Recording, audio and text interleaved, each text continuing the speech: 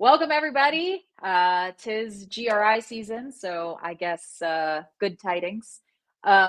We're here today with Matthew and John. We'll do introductions in a second, but to talk about all things GRIs in the greater landscape of what's going on here as we approach Q4. As always, if you have any questions or comments, drop those in the chat and we'll get to them as we see them come in. But without further ado, I'm Jess, solving work, consultant in the transportation, freight space. Happy to basically make your processes, your partners, and your technology work for you. Matthew? I'm Matthew, Monarch Connect, co-founder, 3PL, all logistic things, not as fancy with the final mile stuff. So this conversation is going to be more educational for me. So I'll have lots of questions for you guys, as I don't do a lot of the GRIs as you guys do, but I'm more than happy to contribute on the LTL and the full truckload ideas and contrasts today. So yeah, and down to John. I'm hoping he's below me. I am. Well, at least I think I am for you. So afternoon, everybody. John. So I don't know, what is it? Owner, principal, founder, operational innovation. So it's just kind of me. But I I help people kind of get more out of their operations. So building out capabilities, improving your sort of overall quality of revenue, and of course, streamlining costs. So lots of different things, anywhere from retail, B2B, e-com, whatever it could be, and tons of like data analytics and dashboards, because that's how I learned starting in logistics. So I love to bring that value back to everybody else these days. I feel like I needed a better intro now because you guys really went in depth. So in depth. Do you need to take two? No, I'm good. I'm good. I got to practice on that one. Wait, I forgot the logistics ambassador. I have to add that. Now we're good. True. Yeah. All right. Well, now we're set.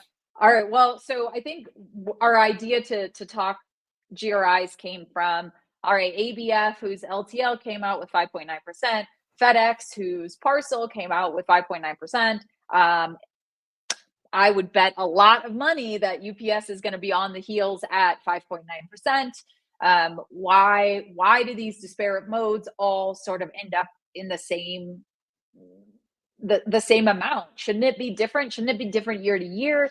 Why do these things stay so consistent? I think these are the questions that we have as shippers that make us think this is maybe BS, or it doesn't really correlate or whatever. So I think we really want to jump into that. Why GRIs? What really drives them? And then what sort of to do as a shipper as we engage in GRI season. And I know, John, you have a lot of thoughts on this. So maybe, if you want to just sort of kick it off and before we do kick it off, as the person who knows least on it, could you guys explain GRIs a little bit and kind of, I know I already saw Adrian already asked the same questions. He's going to learn a lot, what is GRI? So yeah, maybe start off there, guys, and explain that and how that works, and why is it a problem or not a problem, or what's the stabilizing effect of it? And Jess gave me a little bit of education before we started, so I sound a little smart today. Well, I mean, first and foremost, so GRI, general rate increase, right? Like, so just your base kind of price increase. Let's put it forward that way, in the same way that you would deal with in almost any other industry. The logistics market is picked up like GRI, but that's basically what it is: a provider increasing their rates year over year. Traditionally, it's tied to the concept of CPI, like the consumer price index, or inflation in general, and saying, hey, costs are going up for everybody. You guys are experiencing it. Your customers are experiencing it. We're experiencing it. So it's kind of a way of saying that, in order to provide the same quality of service, obviously they have to kind of keep in line, because I'm sure everyone could appreciate, if you're yourself and you're working for a corporation and inflation was 3, 4, 5%. This was actually a really huge thing for a lot of people during COVID, where they said inflation was 7, 8, 9%. And your raise, if you got it, might have only been 1, 2, or 3. You're essentially working the next year making less money, right? And nobody really wants to do that for themselves. And our corporations are a little less interested in doing this if they really have to, especially the public ones, right, that have a lot of commitments to shareholders and things like that, to increase and continue that sort of year over year revenue growth, or at the very least stability. Yeah, and I think one other thing to point out is so this is pretty popular for our last mile carriers. This is pretty popular for like our LTL carriers because their pricing across the board for all their customers is based on a base tariff.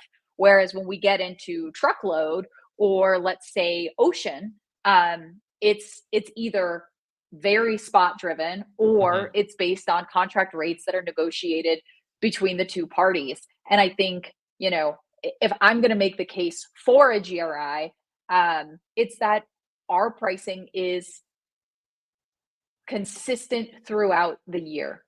We know what to expect. Yes, the parcel carriers have raised their fuel tariff 6 times in the last 6 months.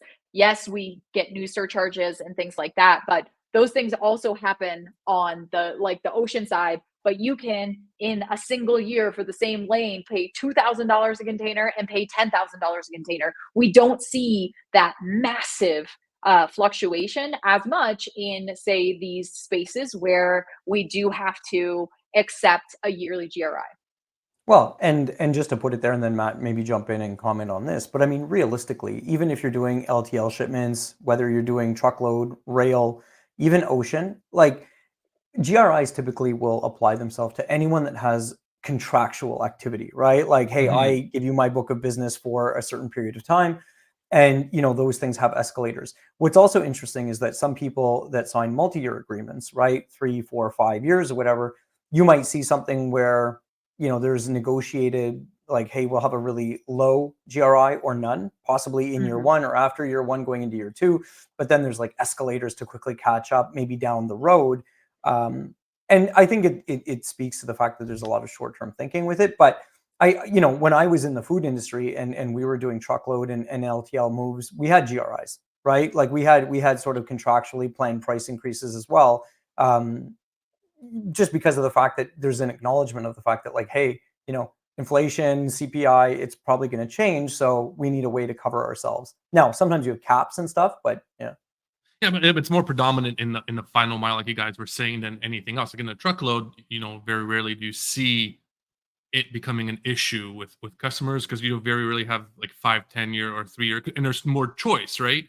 So as soon as the GRI is a little bit too high on a truckload basis, you're gonna start doing, looking at the RFQ, be like, hey, you're already above market on the RFQ. I don't need to, but like, tell me if I'm wrong, but on the final mile aspect, you only have like 5 companies to really choose from, and if they're all very similar, it becomes a little bit more of the way for them to increase rates because you're not going to move over from FedEx to UPS if they're marginally different, right?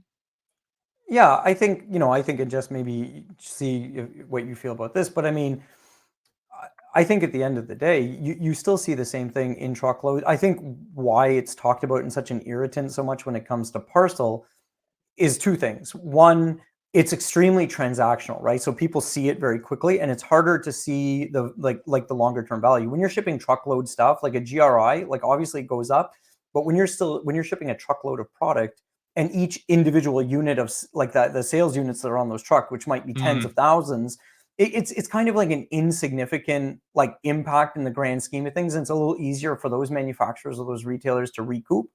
When you're talking about e-com, like that's a much closer to the end of the yep. chain impact. And the other Mhm. challenge why I think it's becoming such a hot topic in the last number of years is because volume is increasing, but your average order value, sorry, is decreasing as you're kind of moving from a 5 pound, sub 5 pound, 3 pound, sub 3 pound, and now like a lot of this 1 pound or less, which Mhm. typically means just lower revenue. So you're going to charge, you still have to charge more for it, or it's still going to have that impact because whether you're moving a 1 pound envelope or a 2 pound envelope, it's really not going to have a huge difference, but there's probably a decent revenue impact to a retailer that way. And I was also going to add, it's a lot closer to the consumer as well Mhm. on the parcel side versus on a truckload side. Like me as a person, not going to go buy a truckload of anything and send it somewhere. I'm gonna buy something, and that GRI is going to affect me. So there's going to be a lot more noise around it than Mhm. anything else.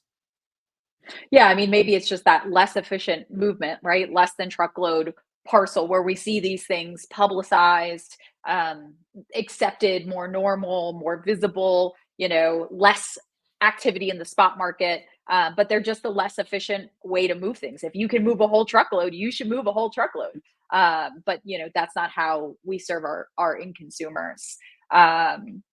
Well, do we want to talk? Well, actually, Matthew, do you have any other questions for us foundationally before we dig in? No, but I'm sure I'll come up with more as we go along here.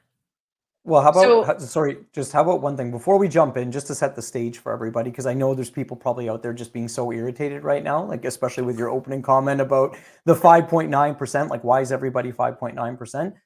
So let's just put it on the table. Honestly, there is a lot of BS around that. And it's actually one of the biggest challenges with GRIs in general, and probably within any industry, right?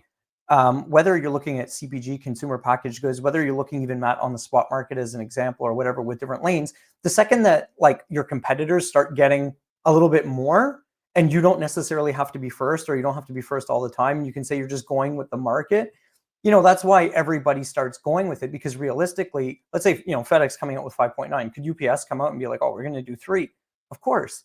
But realistically, they're like, yeah, but if all the FedEx customers accepted 5.9, why are we going to leave 2.9% on the table? So there is a lot of BS to it. Like, let's just be straight up, no matter what, there is a huge issue there.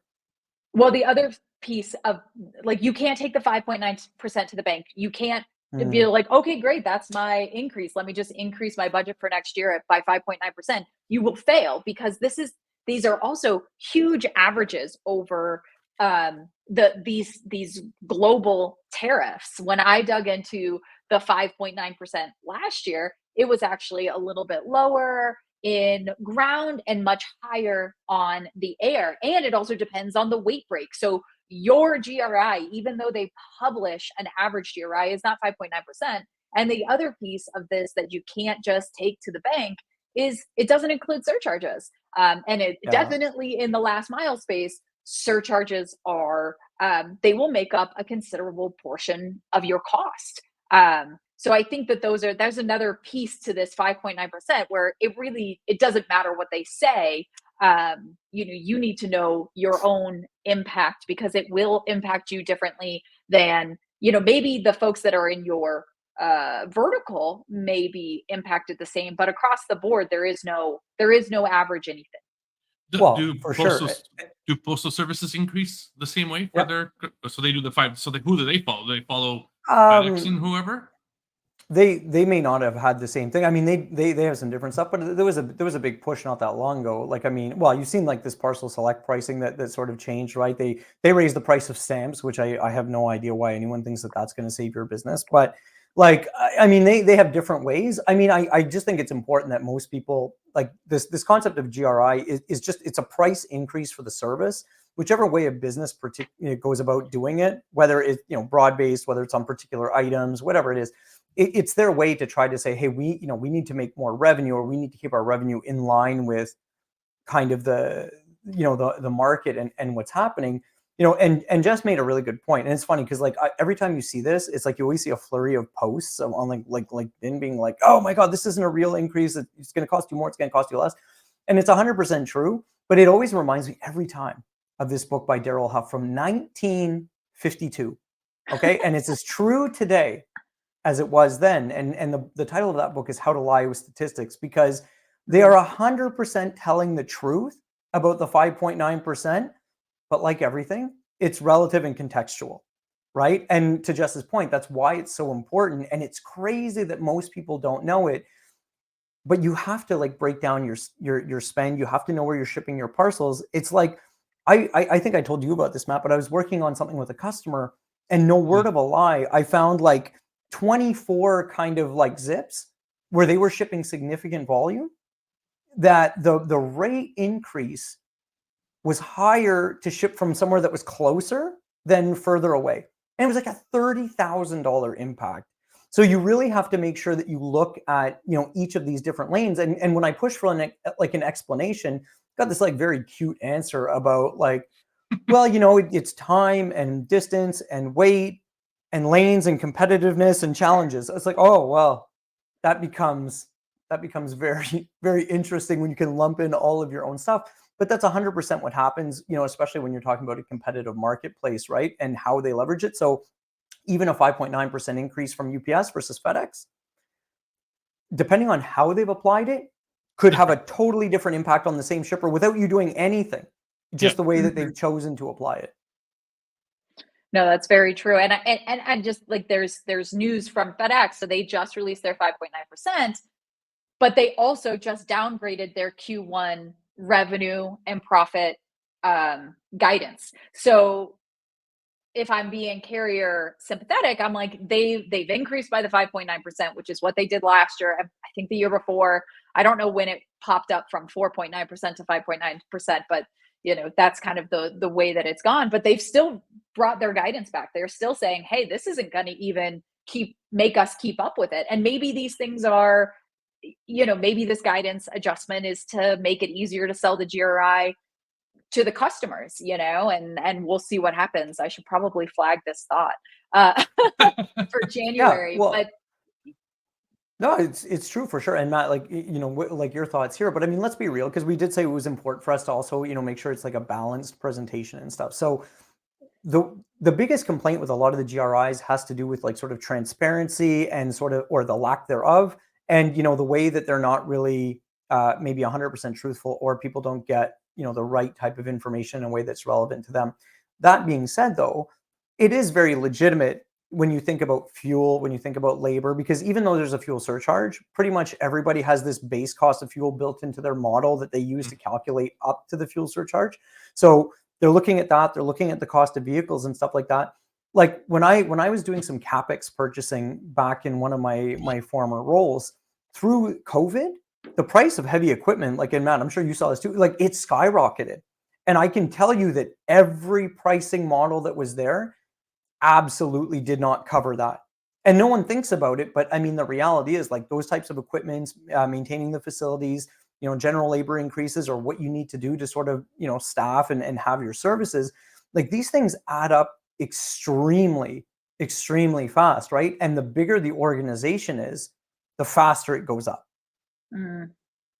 Yeah. And there's a current one going around. I don't know if you guys seen it on LinkedIn. It's the breakdown of a truck and how much of each of it actually goes for revenue, how much for the cost, and how much of it for the equipment. And the cost of I equipment saved that today, actually. I saw that. It was very good. It has gone up significantly, because you went from a truck, costing whatever $100,000 to now $300,000-$400,000 because of all the technology they're putting in and everything else. The trucks are not as cheap as they used to be. There's not as much inventory for used and everything else. Yeah, that does make sense to your point, John. Well, and the fact that you need to have, and this is funny too, because then you get these companies that, for example, will try to abandon GRIs, or they'll try to stay away from price increases, or if it just sucks for them, they haven't been successful in getting their pricing increases through. So then they get into this like nasty like loop of like, okay, well, where can I cut? Can come from people for sure. It can come from service levels, but very often in our world, it comes on equipment, right? So I hold on to trucks longer. I don't upgrade. I don't do those new purchases, whatever. And short term, that totally mitigates the pain, until all of a sudden you have, engines blowing everywhere. You got wheels falling out. Like you're in such dire straits. And then the problem is, even if you've been successful in getting your next rate increase going through, if you missed for a year or two or three, if you're really, really struggling and fighting in the market, you're now tons of percentage points behind. You know what I mean? So now you're still trying to be like, okay, like I've got, broken assets. I've got unsafe equipment. I have to invest in it, and it's going to be a major hit. So there are some real needs, obviously, to GRIs, and especially on the side of just thinking like the UPS contract. It's great that people have a much more lucrative contract. Those people are going to do much more for their families. They're going to be much better when it comes to their job security. But that was also very expensive. And like, if it wasn't in your model before, it's like you either absorb it and just completely drop your profitability, or you essentially try to pass along as much of it as you can. And you'll definitely get mixed feelings about like how much should be passed along. But I mean, realistically, it's kind of like saying, well, if you want sustainable products and you don't want to do damage to the environment, well, don't buy from someone that like, is essentially like destroying the planet with their fast fashion business. Go vote with your wallet and buy something from a B Corp or someone that's putting a ton of effort into it. But very often people get stuck in the fact that they can't always afford it, or they can't always make those more expensive purchases. So it becomes this really nasty cycle for everybody involved. Or the logistics managers or the transportation managers are bonus based off how much they can eliminate on transportation spend. So, they want to be sustainable and they can't because they have a different I, directive, right? I mean, this drives me nuts. Like you can't save year over year to infinity. Hmm. Like there is a bottom here in what you can pay and receive for service. And like, okay, so FedEx doesn't have the UPS contract, but FedEx has to keep their wages competitive with UPS because they're going to lose their people and or end up in a Teamsters shop if they don't offer their employees competitive compensation. So what happens in one place impacts another. And you think about ABF. Didn't ABF in this last year just negotiate a new Teamsters contract themselves? And I think the other thing that's interesting and really what you pointed out, John, most of these companies are public, the ones that are putting through these Mhm. GRIs. We can see these operating ratios at these LTL carriers. We can see the profitability and how that's changing at FedEx and at UPS. Now, some of that's the investments that they're making back into their business, long term, and we have to be on board with the business decisions that they might be making. But like we have the information as logistics managers to say, I don't think that this is fair, or to make the case internally that this is what the market dictates. Because I want the lowest rate possible that's actually market competitive. Because if I do, I want what happened to YRC to happen to everybody? Mm. No, I really don't want that kind of disruption amid all of the disruption that we cannot control. Well, but I.e., this the is East Coast port strike, right? Like that's But this coming. is yeah, and it's kind of like traffic, right? Like every major highway in the world would operate much more smoothly if people didn't drive selfishly, right? But because you have everybody driving very selfishly, you get all kinds of crazy interactions, slowing down, slamming brakes, whatever, and you create all this congestion on the roads. The funny thing is, the same people, and look, I was a shipper. I often joke about being a recovering shipper, right? I sat in that bucket and I did all of those different strategies as well. But it's like on the one hand, to Matt's point, you're very incentivized and you're trying to do the right thing for your company and like sort of your people and your team. But it ends up having sort of like this negative feedback loop because by everybody behaving that way, it creates, to your point, just a lot of instability in the market. But then as you're moving around, well, I'm dumping this carrier for that carrier. I'm going to go here for rate. I'm going to go there for rate. What ends up happening is that you can't necessarily make up all of those contracts, right? The hardest thing when it comes to pricing and when it comes to GRIs, and I thought that graphic, Matt, that you mentioned that I love too, I told you I saved it, was the last part that said sort of a cost built in for dead miles, Yep. which is kind of like you're always trying to understand like, okay, what's the most that I can charge, but also providing enough buffer? Because if I plan my cost base to being like at 95% capacity, and then all of a sudden I lose a big contract or they move, the likelihood is that the majority of my network still has to operate to make all of those other promises. The other thing for contract carriers is that not everyone's on the same schedule. I signed with you on year one. I signed with you 6 months later. I signed the next guy a year and a half later, whatever.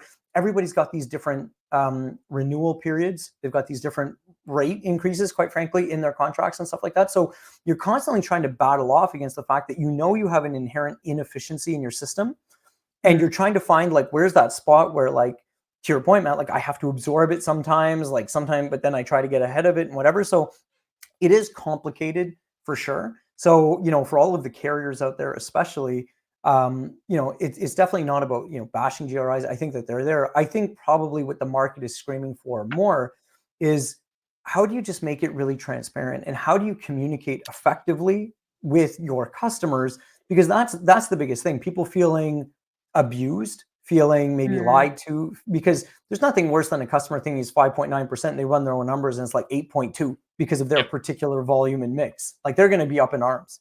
Yeah, but the onus should also be on the consumer themselves of buying that logistics and knowing how to audit their own freight bills, understanding where the increase is Mhm. and why the increase is there. And it shouldn't just be the company, the company provides the literature. You're supposed to read it. If you don't read it, But But you know what's I funny mean, though? this is what's Most people, sorry, most people though probably are lacking the opportunity though these days. honestly, there's so much data, and Jess, I'm sure you see this too, like working at different orgs and stuff. Like there's so much pressure put on the teams to do the daily activity, to do the reporting, to make sure everything is hitting the right levels of quality. I can tell you that like most ops managers or even directors in most orgs, they don't have the ability to do like a 1, 2, 3, 4, 5 million line analysis to really know all of these ins and outs of what it's going to take. And there's lots of platforms that do it these days, but the platforms unfortunately are very geared towards like UPS and FedEx for the most part. You know what I mean? Yeah. Because they're just the big guys. They have all the APIs. They have all the system access.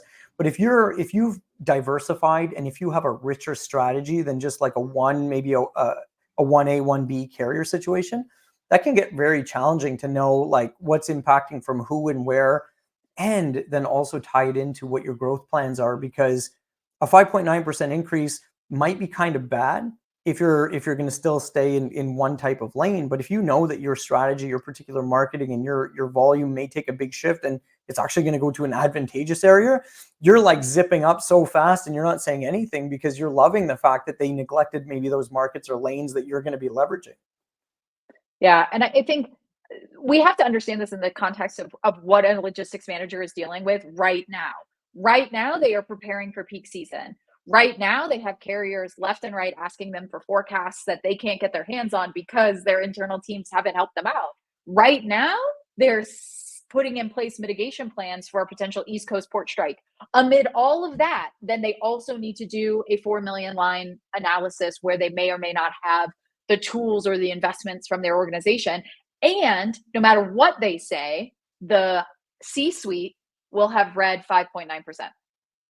Right. And I think that's Exactly. the problem. Because not only do they have to do all of those things simultaneously, because this is GRI season, it hits at spooky season, at pumpkin season, at Christmas season, but they also have to then make the case for why it's not what they think it is, And it's not because they're bad at their jobs, right? But this is an obstacle that is put in the logistics manager's way, and I think that's part of the problem. And I'll tell you, on the LTL, like on the parcel side, you could sit down and do the math in Excel. On the LTL side, you can't.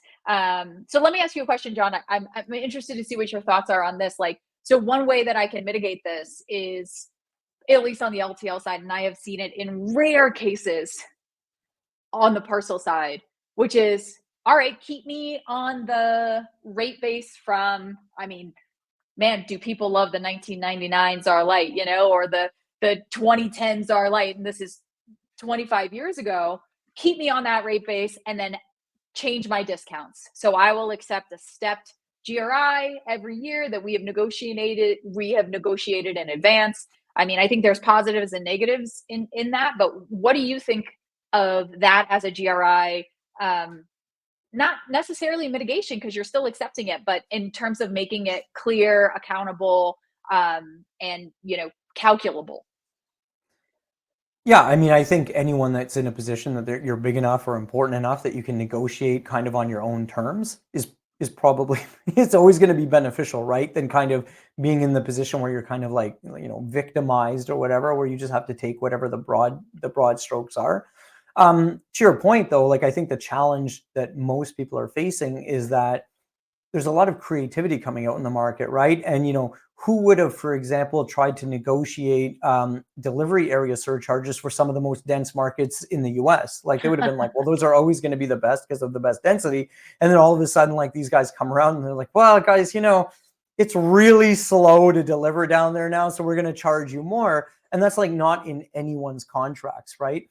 And then, I think that unfortunately, there's always things in these contracts where it's like, extraneous conditions or like unexpected market conditions or whatever, which COVID blew the doors off of, like, in terms of like opening that back up. I'm a proponent, to answer your question specifically, anytime anyone can kind of really tailor their program to themselves and they really know why they want certain discounts or certain pricing, certain rebates, whatever it may be in certain areas, you're probably going to be better off because you're most likely more dialed into your business, into your activity, and how you want to continue to to do your business over the next X amount of years. So I always think that puts you in better control because it also then influences on the other side your strategy internally, right? And saying, hey, this is what we've negotiated. This is what we know we can do. Here's where we can flex. That will actually hurt us a little bit more because we weren't thinking about that at the time, and we could try to go back, but we might have to give up something else. So I think I think any type of thing like that puts you in a more informed position. So it's always better. I got a question for you guys, because this is kind of touching upon it, because we're talking about these larger, we're kind of dancing around these larger companies usually. And right now with a lot of the courier and the final mile, there's a lot of like boutique style, smaller companies that are coming out using different avenues like Amazon, et cetera, et cetera. What would their best strategy be for combating or looking at GRIs, understanding them better? Because they might not be a logistics professional. They might not have the education to understand how to combat this or how to work within it. What are some strategies they can utilize as an owner, as a drop shipper, someone along those kind of lines that wouldn't be as versed as us in this space, to look out for and what to do during GRI season, and understand that, you know, they should incorporate that in their costs as they're building into the Christmas season, and yeah. Jess, you want to take a crack Yeah. at that one first?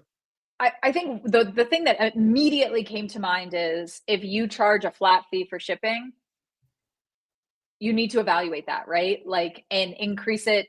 And again, not 5.9%. It's potentially more. You really are gonna wanna look at that. The other piece is, if I am in that position, I'm potentially using, I may not be direct with UPS or FedEx, right? I might be shipping through my 3PL. My 3PL is using a lot of different carriers. So my 3PL isn't going to be able to give me my rate increase in September. That 3PL is going to be scrambling to come up with the rate increase, even just 30 days in advance. So I think if I'm them, I'm having a conversation with whoever owns my rates, because if I'm pretty small, I probably don't own them myself. And I'm engaging in that conversation often and early, so that you can prepare your customers, and then also understand that this is going to impact the cost of your returns in January. And then this year in particular, with the changes that USPS is making, where you can't go to direct to the DDU, where the under a pound pricing is getting changed significantly. If you are in those arenas, your costs are going to go up considerably, and that's going to hurt the smallest of the small a lot more. They won't be able to absorb it in the same way. I think those are the thoughts that immediately come to my mind. Yeah, so I think, you know, probably the biggest nugget right there is when you're saying that when you're using these platforms, right? Like anything from, oh, it doesn't really matter what name, any platform that's essentially a shipping aggregator that's doing rate shopping for you, 100% right. You are likely not using your own account. So I think right off the bat there, you just have to appreciate and understand that you may or may not be the ideal profile for the types of rates that they've negotiated. So, you know, I come back to the first thing is that if I'm a small seller, or if I'm engaging in any type of activity, you kind of want to do some of these very cliche things, like kind of understanding a little bit of your 80-20. You want to understand your client profiles, like, you know, who are my best kind of customers and like, what do they buy? And that could mean the geography that you ship to, the size and weight of the products that you ship to, for example, and the type of services that they often go for. And I think that, and I've been joking with this a lot, I'm trying to start this as a trend. I'm going to start hashtagging it, but like the Shopify effect, which has really created this notion that logistics and shipping and all of these things is just an app. It just needed an app to be solved. And if you're using an app, you're doing the best that you possibly can. But you're really missing out on where's the app now? Well, no, but the apps are there, and like, you know, someone's going to sit there and say, use my platform, use my app, I rate shop, I always get you the best rates. It's like, again, that's like the same, in the same vein as saying a 5.9% increase. It's true and not true in the same, like in the same hand, because it's relative and it's contextual to what they mean by that. Like, so I don't think anyone's lying, but it doesn't necessarily mean that it's always going to be the best for you. And if you know that, again, you have certain zip codes, or up here in Canada, you have certain FSAs, if you know that you have a different kind of customer profile on the East Coast versus the West Coast when it comes to your products, if you know that you see a difference in your ordering pattern, like an example, sometimes when you see people incenting free shipping, like $35 minimums or whatever to get it, you'll actually see them buying more. Like you obviously see them buying more stuff, but that can really change your dim profile, like your overall charge profile, because now they're buying more just to get the free shipping. But like it's also going up and becoming a little bit more expensive for you. So I think that the best thing that anyone can do is understand specifically what's important for your business. And you can do some of this stuff super easily, like at minimum. And I will say it, I'll be very blasphemous out here to all the platforms. Like honestly, just get yourself Excel or Google Sheets at minimum. And just kind of most of your platforms, you can download like your transaction history and just try to understand what are the FSAs or the zip codes that you're shipping to most often over the biggest period of time, and seeing if that changes at all, right? And then also you want to see the weights that you're shipping at. Most likely you're being dimmed out just based on the size of the box and stuff like that. So that's another area to look at to make sure that either your own team or your 3PL isn't choosing the easy box, or that they only have 4 or 5 boxes, that they use, and it's really not appropriate for your product. But you just want to have at least some sense of that understanding, because once you know that type of information, maybe you can negotiate. But if you're small, that's not very likely. What's more likely, and what more people should do, especially when you're using a platform, because if you're shipping 5,000 orders a month or 1,000 orders a month, and all of a sudden you're like, you know what, I'm going to take 400 orders a month and I'm going to put it into this other channel, maybe a small regional carrier, maybe someone that's really tight with that market, you're not going to lose anything on the other side because you're not using your account. No one's going to notice your 400 packages or whatever it is. Mhm. So don't feel that it's like, oh, if I'm not using everything out of X platform, I'm going to get penalized. Not true. So do whatever's best for you, stack your gains, and where it makes sense to use big nationals because it's going super far or it's going into less urban areas, do it. But if you have your product, whether it's at your own facility, whether it's at a 3PL that's much closer to the population base, there's probably some regional carriers that would be happy to do that type of volume. And here's the thing, the easier you can be as a customer, the more attractive you're going to be to a carrier. So if you can give a little bit more, if you can give a little bit more flexibility, a little bit more breadth, a little bit more room to breathe and maybe not move as fast, you become a much more interesting customer than someone who's like, Dave, it needs to be there tomorrow at 8 a.m. Dave. Well, like not everything's an emergency. The more time you can give someone, the least, and that's where the big ones like FedEx and UPS shine. Because I marvel at it. Sometimes you pick something up and it could be somewhere in Canada the next day, or somewhere in the United States the next day, and that takes a giant network to be able to plan that through and take that for granted. But if I had 100%. time, like sometimes I want to ship something, I just want the cheapest way of shipping it. I don't have that option anymore with the larger brands. And that's where the regional smaller guys really can come into play, where, if I don't mind it being, I know I need to ship something. I don't mind if it's there in 3 weeks. Pick a time between now and 3 weeks. Just give me the best price. Well, I think someone would be ideally looking for. Well, because the funny thing is, I remember one time I ordered a bag, okay, a backpack. I've got a problem. One day I'll show everyone. But anyways, the point is that I ordered this thing from. No, well, they're slings these days. They're not fanny packs. Anyways, I ordered a bag from New Zealand, and DHL delivered this thing from New Zealand to my door in Canada in 3 days. Complete, like door to door from the time it left to the time it hit my thing. It was insane. That's but wild. To your point, yeah, it's wild. But to your point, everybody is paying for that because that infrastructure has to be supported. It has to exist. So, when you jump into those services, you're paying for it, right? And that's like the same type of thing when you go to the grocery stores, right? Or even you like Walmart, they do better on the prices, but it's the same thing. The bigger the store, the bigger the breadth of products, the more options that you have and the more services they have, those all cost. All of those little value adds cost. And the price of that is baked into everything. So you don't really get away from it. Yeah, I love your point, John. Like, if we want to mitigate GRI, the same way that we want our carriers to be creative to keep those increases manageable or reasonable, we need to do that within our own businesses, right? Like, know your business. Be a shipper of choice. That's going to allow you more power to negotiate, because you're right. Everybody's paying for everybody, right? Like that. It's socialist, I guess, right? Pricing. We're paying for it all together.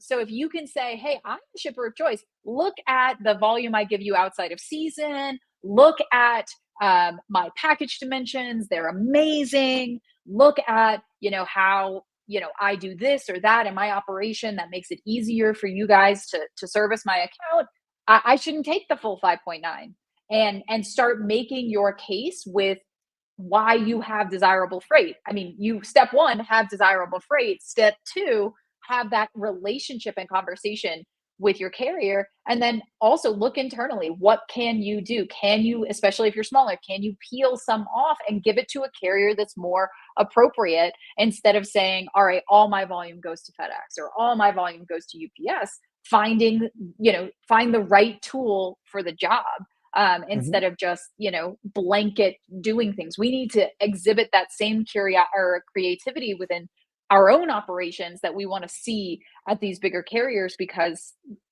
it's very complex now. For sure, and keep in mind, especially if you're so this is my last point on the shipper side. Then maybe we can try to help the carriers about different ways that they could push through these GRIs, like for the ones that legitimately need it, the regional ones who've had to really sell on discount. But always keep in mind too that if you're a retailer, right, merchant, whatever, depending on what you sell, you have different tolerances, right? So for example, like of course on certain products, like people are going to accept free shipping or whatever, because the more transactional a purchase is and the more unemotional a purchase is, the price and value that way is going to dominate. But the more that that product connects with that person, the more that they Mhm. want it, the more value they see in the brand or the particular product or the way that you do it, whatever it could be, the less they become concerned with necessarily like a shipping cost. Because I can tell you, nobody wants to pay shipping to order a package of pens, but absolutely everyone is fine paying shipping when they're getting like a big desk or a furniture, a big couch or something delivered or whatever. Like they're not going to care for the $100 on the $5,000 couch or the $2,000 whatever it could be. You know what I mean? Because everything becomes like relative to where they see the value, and they're like, well, Well, it's worth more than $100 to me to go get it, to get Bob and Steve and take the truck and rent this and do that. Like they just don't want to even entertain it. that's why when you go to a furniture store and you're buying furniture, they always say it's $50 for shipping. It's very rarely do they kick it into the cost. It's not like it's free shipping, and it's always Yeah. it's been like that, right? And everybody kind of accepts it in those terms because they realize, yeah, that makes sense. I don't want to bring my truck in and put it in. But when you IKEA, on the other hand, the free shipping is not so as evident, and you have to load it here, but you have that expectation with that brand, right? That you're going to be Mhm. doing it yourself to a certain point. And there's certain things that you're going to pay for shipping for. Like you're going to order a Rolex and then you want extra security on your delivery. You want this, a value insurance. Like you're going to pay a little bit more for that, right? Mhm. The other day, a stupid example is I sent a laptop to my dad because he purchased one. He wanted me to set it up. And when it asked for the value of the product, I could have put, $50 and then it would have cost me $40 to ship it.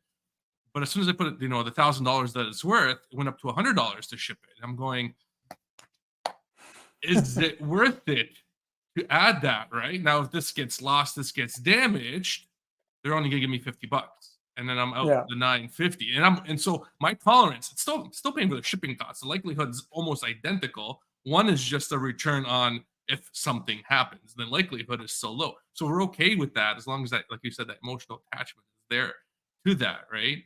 So I'm curious to hear your tactics of how do you get people to get connected on that on as a carrier for customers to get connected to you on that emotional way. But Jess looks like Well, she's gonna add something to it. yeah, I just want to say it's like 43 minutes we made it before we talked about the Amazon effect, because like again, they're the ones that have changed the game on what we expect to pay shipping on or what we don't. Like sure, none of us want to pay on a package of unfancy pins. Now, Fancy. if they're fancy pins, I might then change my mind about whether or not I'm willing Oh, to pay. But just regular pins, no way, right? Because I could get those at the grocery store, and I'm already going to be at the grocery store or whatever, right? But like there are Jess's DMs are gonna blow up from all the Belafontes out there. Like, sell me this pen now. Like, you're gonna get all the yeah. craziest offers in your DM.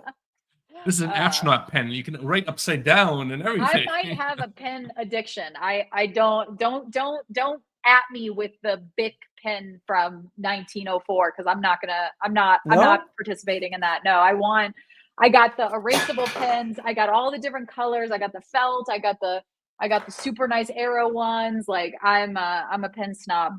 I got a Oh, fancy pen in here. I showed you my like Gotta open stainless it. steel one that I went out of my way to buy because I was like, oh, I gotta have this like stainless Oh, steel pen. I got my fancy pen on the side of my desk here. Oh There you my go. But it's god. in a box. You don't even use it. I know it's sentimentally It's a valuable to me. showpiece. It's It's a a showpiece. showpiece. Okay, so Anyways, how about for the next like 10 or so minutes, how do we help? Because here's the one thing for sure. So the FedEx and the UPSs, these guys, you know, let's be real, they can be a little abusive, right? They have huge market share, they have huge customer bases. To Matt's point, once you're all entrenched in that ecosystem, very hard to pull away because they're doing huge volume for people. And honestly, the shippers that are so dialed into them is that they just love this like one-stop shop, like one invoice, whether I'm sending it to, you know, backcountry Alabama or I'm sending it to Manhattan, it's kind of like the same people and I don't have to think about it. But what about the smaller regionals? Because they're the ones that that are catching more flack. And it's funny, I've been noticing Nate lately has been a little bit more focused on some of them and how they're changing their pricing and stuff like that. Because a lot of them, let's be real, they sold on discount, like straight up, like, oh guys, like packages delivered for $4, $3, like, you know what I mean? I mean, Temu is still looking for people to deliver stuff for $2 or $1. Like it's insane. And people are saying yes to this, but they're the ones who've had to discount. And I forget in someone's thread, I said something the other day. I said, you're going to have a hard time because if your value proposition was selling on ultra discount or really low prices, like you have to accept the fact that that's why people chose you. You're going to have a harder time raising your rates because they're like, well, if I want to pay that, I might like kind of like the concept of like, well, am I going to buy the branded item or am I going to buy the private label item? Like, you know what I mean? Like, I think Kirkland is probably one of the only private label brands these days that has gotten enough notoriety that people are like, no, that's high enough quality. I'll pay something extra for it sometimes. But what would you like? What would you say, like Matt? Even for you, like you know, when you're talking about carriers out there doing truckload, LTL, how should they try to approach price increases? Because they, you know, these smaller carriers, these regional carriers, or the ones that are in very, very competitive spaces, for sure have had to discount more than they would have liked over the last 24 months. that's a loaded, tough question, John. And usually I'm the one that gives you these, so it's unfair. Oh, I know. I was so happy I got to it first. It's an unfair thing. It's tough because it really in the truckload and the LTL piece, it really comes down to service. And there's a lot of guys that might do it cheaper and regionally, but you know, there's a famous one here on the Canadian side that does a lot of frozen meat, and they do things to their own drumbeat, and everybody complains about them, but they're the lowest price, and it's hard for them to get away from it. There's other services out there that can provide the same service, but they're 60-80% more expensive because they have that service. So this transporter will be like, hey, I can't pick up tonight. I'm going to pick up tomorrow. And then customers will be like, well, I need that product tomorrow to be delivered. They're like, yeah, sorry. This is the price that you have to pay for the service, and we can't do it today. And they're not willing to pay the 80%. So sometimes you got to do that balance of, is this a transactional piece where I'm willing to get the lower payment on and pay it for, or is this a one that I need service on? So if it's one of your most important customers and you need that little bit of extra service, don't look for that bottom price and accept more of that. First of all, understand why they're doing a price increase, walk it through with them, get to understand where the pricing is coming from. And it's not just arbitrary because, hey, I want to increase it by X amount. And then if it's justified, it makes sense. You want to keep that service to your customer because, to Justice and John, your point earlier, really understand your customers, right? And if service is what got you there, if you're just banking for that lowest buck and you're all of a sudden getting worse service and you start losing that, you get that slippery slope and you're just kind of eliminating yourself out of that network, right? And then you got to really look at that aspect of it. But then there's certain customers that just don't care. They just want the cheapest price at the fastest way, and they don't care about, and I've had customers like this. They don't care about the updates. They don't care about the phone calls. They don't care about any of that. They just want it picked up on time and delivered when they ask for it. They don't care about the fluff in between, and they want at the lowest price possible. Right. And that's what they're looking for. But there's other customers that want the bells and the whistles and everything in between. And that's when you can obviously have carriers with different services and different rates. And understanding having that mixed bag is the best way I would explain to kind of look for where you can kind of do for pricing increase, but based on those values and services that you're going to provide. Yeah, I would say this. We say this all the time. Logistics is a relationship business. That's still true during GRI season. Like, have those build those relationships all year long so that you can go in and have a true discussion with your big customers, right? And focus on increases that make sense. Much like we gave this advice to the smaller shippers out there, know your business. That same advice goes to the carriers. Know your business. What's your bread and butter? What can you do easy and what can you do harder? And try to find synergies between yourself and your customers. But again, treat it like a relationship business 12 months out of the year, and that this is part of it. And this is a way to actually grow together, because here's the thing, we've got Seco Logistics restructuring their debt. That's not a great sign. Hopefully they've done what they need to do in order to continue to serve their customers. But we have plenty of examples of businesses going out of business one day to the next. YRC, Pitney Bowes, like where you are left in a lurch. And these are things that as a carrier, I'm going to leverage in terms of that long-term strategic relationship and what we're building and what we're doing together and how I can serve you today and how I'm going to be able to serve you a month from now. And then there is the bit of the comparison, because you can still sell on price and increase your prices, because FedEx and UPS and all the big guys, they're all increasing their prices probably more than what you're trying to achieve. So your delta is still there. Your value prop, even when you have to sell on price, is still there. You just need to do the math. Well, I think the relationship is even far more important. Just to quickly jump in, is you get a heads up of what's coming down the tube, right? And not necessarily like the Pitney Bowes people. If you have a really strong relationship with your Pitney Bowes rep, you might have known it's coming ahead of time, and you would be able to switch and be able to absorb that quicker. Or if you're really close relationship with one of the other vendors, and they're like, "Hey, we heard there's trouble. If you're using these guys, please be mindful because this could be happening. I have other customers already switching." And being really that close knit to your providers does help you, because they get the industry knowledge that you don't know about, because they're in it on the everyday, competing, talking to the same people, talking to your competitors, and they see it before you do. So being part of that relationship, part of that close community, is very important. It's more than just the hockey games and the restaurants and the nights out. It's really getting to know what's going on in the broader sense of the network and outside of your little bubble that you've yourself into, which happens to everybody. Like, anybody, everybody has gone to a bubble at one point or not. Yeah, no, no, John? for sure. I think that like that was a lot of great stuff. I agree. I think if you're going to, if you want a customer to invest in you, right, like as a service provider, then you have to invest in them, right? So, there's different ways that you can do that. I've shared before, I think when we've been talking on certain things, and I've posted about it, but, I think more service providers probably need to start entrenching themselves a little bit differently with their customers' businesses if they really want to be stickier, right? If you just want to be very transactional and you just want to move like freight or move a package or whatever, and you're just looking for density and volume, you're going to have a really tough time getting out of that rat race of just price and being a commodity and stuff like that, because you're not really offering anything back. Some of these things where I'm talking about, how do you help a shipper analyze? How do you give them suggestions? How do you help them be more maybe proactive about like what can save them money? What most service providers don't actually have like the fortitude and the discipline to do is to go to their customers and suggest improvements that will in the short term lower their revenue. Like straight up, I'm not going to lie about it. You're going to probably take a hit, making them a little bit more efficient and effective, but it's really, you're lowering your revenue, but you're making an investment in trust, because now that shipper is going to feel more comfortable to give you more volume. They're going to feel more comfortable to come to you or maybe want to work with you when they're building out a new capability or they're going to do a new launch. So that's something that I think is super important. The other thing is to find out what they would like to do differently.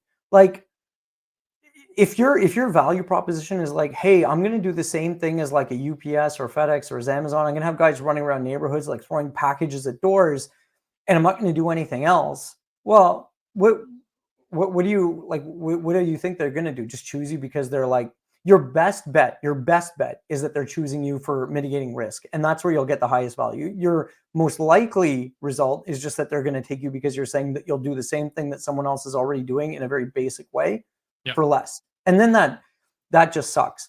And I think that there's a lot of ways to be more proactive. Like, here's one of my favorite things. I don't think I've ever posted about it, but I've talked to about it a few people, like pricing, especially on the parcel side. So on the parcel side, what ends up happening? You get all this tension with people sitting there being like, what's your volume? Oh, well, you're in this volume threshold, so you fall into these rate grids. But then you get this like inherent tension between like the shipper trying to say that they ship 10 times more than what they really do, and you trying to be like, no, there's no way you ship 10 times of that, that volume. And you get into these real arbitrary issues. What I really love to suggest to people is to use, instead of rate grids established right at the start, and Matt, I think I shared this with you one day too in a text or whatever. I was like, do rebates. Do rebates like after the fact. Be like, listen, here's how aggressive, or here's how much I can support your business, but it's on real activity. And it's not just Mhm. on like this Valhalla prayer of like volume that you might do at some point. And the other interesting thing is that it gives you a ton of flexibility to potentially work it in a way where, hey, since it's a rebate, and since I maybe measure that rebate every month or every week or whatever it could be, every quarter, you can pick what you want.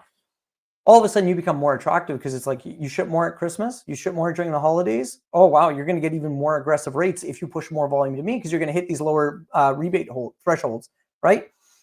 And the cool thing I like about that is that you get, as a carrier, you get all of the money for, like, let's call it like your base level service. Yeah, you'll have to give some of it back, and the accounting with that kind of is annoying, but the reality is you're only giving it back for what someone gave you anyway, that you would have happily given them had you known with certainty what the volume was at the start. So even little things like that, where you're now creating incentives and opportunities. And same thing when it comes to price increases, be like, hey, you know what? We're looking at your book of business. We're looking at all the things that we do for you. We love you as a customer. We love your locations, your stores, your restaurants, whatever they could be. But then it's like, here's what we're noticing. Your typical thing takes, typical restaurant takes this long to deliver. We have to actually go to the back room. Most of your locations are in malls, which actually this kind of delivery time. Be like, here's what we're doing today, and this is what we're charging. We're gonna have to do a 5 or 6% rate increase. Cool. Or if you can make some changes, if you're willing to potentially, if you don't want to take that and you want to make some changes, maybe we could streamline some of these processes. We could actually look at maybe just doing a 3% increase. But like, nobody does this. They think that these things are like Yeah. off the table. Just give your shippers Because choices to because choose. people are afraid. People are afraid to talk about it because they're afraid of losing the customer. They're afraid of a hard conversation. Because I was going to even talk about that because because you brought a great point. A lot of the savings come from the accessorials. Telling one of Mhm. your carriers that you have to be there at that time, if because it's an ad appointment. But when you talk to the receiver, they're like, no, everybody comes at 7 o'clock. It creates a backlog. I really wish you would stagger it. First come, first serve. Come at 11. It would make my life easier. And how do you come at 11 o'clock? You can structure all the other deliveries differently for that position, and you can save the customer money. But there's sometimes customers are just adamant. They're like, no, I want to be that first guy at that door at that time with my product because I feel like it makes a difference to my experience. And they don't realize that they don't know their true experience with their customers. A lot of it is just an assumption of how I feel I should have that experience done to that customer, Mm. and they don't go through Yeah. the experience on that ground level. Like how many of the buyers have gone to the warehouses and watched this product come in and seen how it's received to really see if it does make a difference, to see if it's the first one in, first one out, and kind of restructure your frame of thought around that. Yeah. Yeah, and if And you're I paying mean, appointment fees and detention fees on the same invoice, maybe check that out. Exactly. yeah. Exactly. Well, and the last thing I'll add for a carrier too is, look, if you're regional and you're smaller, especially, would it be great to get a 5.9% increase if just because FedEx and UPS are? For sure. Will you probably be a little bit more successful if, like, realistically, you can offer a 3 or 3.5? 100%, because like, unfortunately, value, like the price is the fastest way to increasing value. So you're going to get attention. But to Matt, again, to your point about that graphic that was sent around today, and something that I've shared a lot, just make sure that like your model, your Mhm. customers, like what essentially what your capacity is and what your costs are, because yeah, it would be great to get the 5.9, but if you can legitimately put a 3.5% through because your costs have maybe gone up 2.75 or 3, you're legitimately doing the right thing for your business and covering your costs and giving yourself a bit of buffer while also being able to offer what appears from a market perspective as a discounted rate, but that doesn't actually put you in a negative position. Too many people suggest rates by like guessing. Like, how many times have you asked a carrier, like, okay, well, why did you pick that increase? And they're like, I don't know, kind of felt right. It was the market. It was this, it was that. And All the honestly, time. that All the happens. Yeah, time. exactly. Happens way more than anyone wants to admit. But the No, problem is that, AI spit that out. oh Yeah. yeah, that's right. G sent it out to me. G said that that's what's going on right now. But like, I just think that that's an opportunity, is that the deeper you know your own business and the more that you can flex within your four walls, so to speak, you're just going to be better off, because what you can do then is provide more transparency to potential shippers and clients that you're chasing. That transparency then goes right into trust. And then you can also carry that even more forward with by being consistent and reliable, so that even if they don't pick you the first time around, that every time they interact with you, or if they ask you for pricing or multiple RFPs at different times, that consistency is there. Because when they start to see that whether they're winning or losing or whatever, that they can trust what you're coming back with information wise, that's going to start to build a ton of credibility. And I honestly believe it would only be a matter of time before you land business with that particular shipper. Yeah. Yep. It is in fact a relationship business. It is. Well, And I it think is. that's all the time we have today. Any final words, Matthew? No, I think we touched a lot of great topics here. I definitely learned a lot, and I appreciate you guys sharing your knowledge. I'm going to use that acronym at GRI. I just called it, an increase. I'm going to be fancy now and say GRI. And yeah, I think this is something that it's going to be reoccurring, I think, in the fourth quarter. So I'm sure if anybody else has any further questions, always feel free to reaching out to any one of us. But on this topic more so, Jess and John, you guys do have a lot of great knowledge on it. So I appreciate you sharing with that today. Awesome. Thank you.